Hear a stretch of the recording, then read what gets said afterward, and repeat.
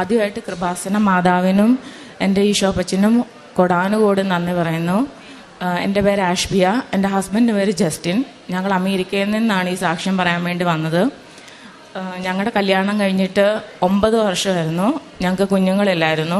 അപ്പോൾ ആദ്യത്തെ 2-3 വർഷം ഞങ്ങൾ ഡോക്ടേഴ്സിനെ കാണിച്ച് പറഞ്ഞു, ഞങ്ങൾക്ക് ഒരു കുഴപ്പമൊന്നുമില്ല, എല്ലാം നോർമലാണ്, നിങ്ങളൊന്നും ചെയ്യുമൊന്നും വേണ്ട, എല്ലാം നോർമലാണെന്നൊക്കെ പറഞ്ഞു.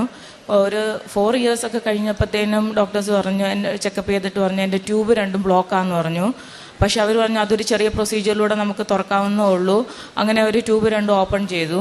അത് കണ്ട് പിന്നെയും 5-6 years കൊച്ചുങ്ങളൊന്നും ഉണ്ടായില്ല. അപ്പോൾ ഡോക്ടേഴ്സ് പറഞ്ഞത് എന്നാണ്, ഇപ്പോൾ എല്ലാം നോർമലാണ്, ബ്ലഡ് ടെസ്റ്റും എല്ലാം നോർമലാണ്, പിന്നെ തൈറോയിഡിൻ്റെ ഒരു പ്രോബ്ലം ഉണ്ടെന്ന് പറഞ്ഞു. അപ്പോൾ തൈറോയിഡ് മെഡിസിൻ സ്റ്റാർട്ട് ചെയ്തു. അപ്പോൾ ഡോക്ടേഴ്സ് പറഞ്ഞു ഇനി ഒരു കുഴപ്പമില്ല, ഇനി എല്ലാം നോർമലായിട്ടാണ് നടന്നോളൂ എന്ന് പറഞ്ഞ് ഞങ്ങൾ അങ്ങനെ ഡോക്ടേഴ്സിൻ്റെ ഇതിൽ പറഞ്ഞ് വിശ്വസിച്ച് അങ്ങ് പോയി.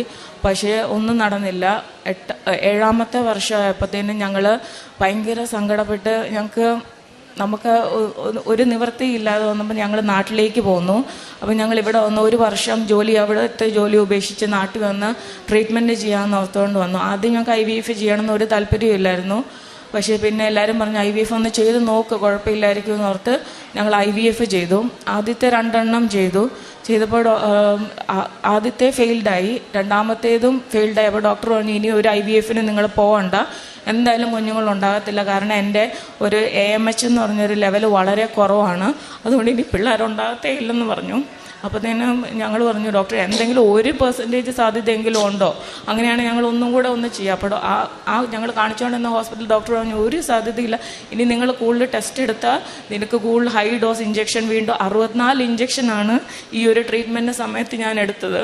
അപ്പം ഡോക്ടർ പറഞ്ഞു ഇനി നിങ്ങൾ ട്രൈ ചെയ്യാൻ പോയാൽ നിങ്ങൾക്ക് പിന്നെയും AMH ഒരിക്കലും പിന്നെ കൂടത്തില്ല, കുറഞ്ഞു പോവുകയുള്ളൂ.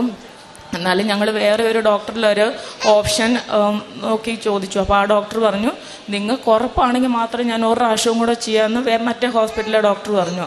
അങ്ങനെ ഞങ്ങൾ അവസാനം അതും ചെയ്തു. അത് ചെയ്ത് അതും റിസൾട്ട് നെഗറ്റീവാണ് വന്നത്. അപ്പോൾ ഞങ്ങൾക്ക് ഭയങ്കര സങ്കടമായി, ഭയങ്കര നിരാശയിലൊക്കെ ഇരുന്നു. പക്ഷെ ഞാൻ അപ്പോഴും പറഞ്ഞു എൻ്റെ ഈശോയെ ഈ 9 വർഷം ഞാൻ കാത്തിരുന്നില്ലേ, ഞാൻ ഒരിക്കലും നിന്നെ കൈവിടത്തില്ല, ഞാൻ ഇനി പ്രാർത്ഥിച്ചുകൊണ്ട് തന്നെ ഇരിക്കുമെന്ന് പറഞ്ഞു. ആ സമയത്താണ് 2023 ജനുവരിയിൽ ഞങ്ങൾ കൃപാസനത്തിൽ വന്ന്.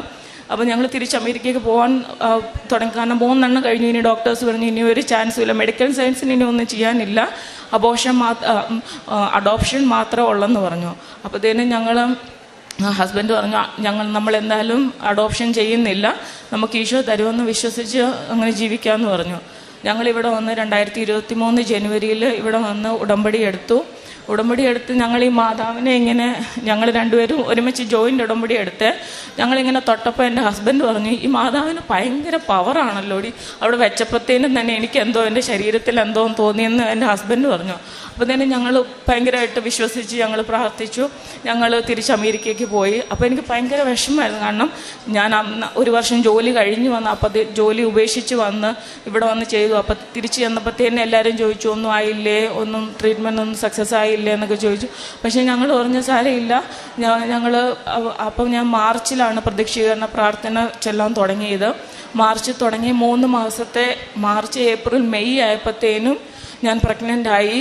അപ്പോൾ ഞങ്ങൾക്ക് വിശ്വസിച്ച്, കാരണം എപ്പോഴും നമ്മളിങ്ങനെ ടെസ്റ്റ് എടുത്തുകൊണ്ടിരിക്കുമായിരുന്നു, എല്ലാം നെഗറ്റീവായിരുന്നു. പക്ഷേ ഈ പ്രതീക്ഷീകരണ പ്രാർത്ഥന രാവിലെ 5:30 ഞങ്ങൾ 2 പേരും മുട്ടുകുത്തിന്ന് കൈവരിച്ച് പ്രതീക്ഷീകരണ പ്രാർത്ഥന ചെല്ലി തൈലവും കൊണ്ട് ചാച്ച എപ്പോഴും എൻ്റെ വയറിലിങ്ങനെ കുരിശിടുമായിരുന്നു. അതിട്ട് ആ കറക്റ്റ് മാർച്ച് ഏപ്രിൽ മെയ് ആയപ്പോഴത്തേനും ഞാൻ ഇങ്ങനെ ടെസ്റ്റ് ചെയ്ത് നോക്കിയപ്പോഴത്തേനും പോസിറ്റീവ് കണ്ടു.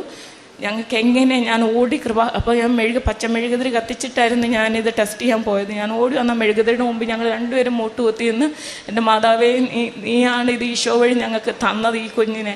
അത് ആ 2023 എടുത്തു. 24 ജനുവരിയിൽ ഞങ്ങൾക്കൊരു കുഞ്ഞിനെ നൽകി ദൈവം അനുഗ്രഹിച്ചു, ഒരു ആൺകുഞ്ഞിനെ നൽകി ദൈവം അനുഗ്രഹിച്ചു. ഇവൻ്റെ പേര് ഗബ്രിയേൽ ജോയ് ജസ്റ്റിൻ എന്നാണ് ഞങ്ങൾ ഇട്ടിരിക്കുന്നത്.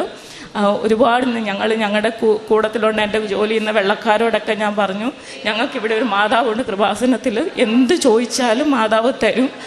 നമ്മൾ എത്രയും തേള മാതാവെ ചെല്ലുമ്പം പറയത്തില്ലേ, ഒരിക്കലും ഉപേക്ഷിക്കത്തില്ലേ ഈ മാതാവ്. അതുപോലെയാണ് കൃപാസനത്തിൽ വന്ന് പ്രാർത്ഥിക്കുമ്പം നമുക്ക് മാതാവ് തന്നിരിക്കുമെന്ന് ഞങ്ങൾക്ക് ഞങ്ങളുടെ സാക്ഷ്യം വരെ ഞങ്ങൾ ഉറച്ച് പറയുന്നു. മക്കളില്ലാത്ത എല്ലാ ദമ്പതിമാർക്കും ഈ മാതാവ് ഒരു പ്രതീക്ഷയാണ്. ഞങ്ങൾക്കത് നല്ല ഉറപ്പുണ്ട്. അതുകൊണ്ട് അമ്മ മാതാവിനും ഈശോപ്പച്ചനും കൊടാനുകോടി നന്ദി പറഞ്ഞ് പ്രാർത്ഥിക്കുന്നു. ഇന്ന് ഈ നിമിഷം വരെ ഞങ്ങൾ ഈ കുഞ്ഞിനെ മാതാവ് കൂടെ നടന്ന് അനുഗ്രഹിക്കുന്നത് ഞങ്ങൾ കാണുകയും കൂടെ ചെയ്യാം. അതുപോലെയാണ് മാതാവ് ഞങ്ങളെ അനുഗ്രഹിക്കുന്നത്. ഒത്തിരി നന്ദിയുണ്ട്. 1 സാമുവേലിൻ്റെ പുസ്തകം 2-ാം അധ്യായത്തിൽ ഹന്നായുടെ കീർത്തനം ഇപ്രകാരം തിരുവചനം അരുളി ചെയ്യുന്നു: സുഭിക്ഷം അനുഭവിച്ചിരുന്നവർ ആഹാരത്തിനായി കൂലിപ്പണി ചെയ്യുന്നു, വിശപ്പ് അനുഭവിച്ചിരുന്നവർ സംതൃപ്തി അടയുന്നു. വന്ധ്യ 7 പ്രസവിക്കുന്നു, സന്താന സമ്പത്തുള്ളവൾ നിരാലംബിയാകുന്നു. കൃപാസന അൾത്താരയിൽ എത്രയോ സാക്ഷ്യങ്ങളാണ് കുഞ്ഞുങ്ങളുടേത് ഓരോ ദിവസവും തന്നെ പറയുന്നത്.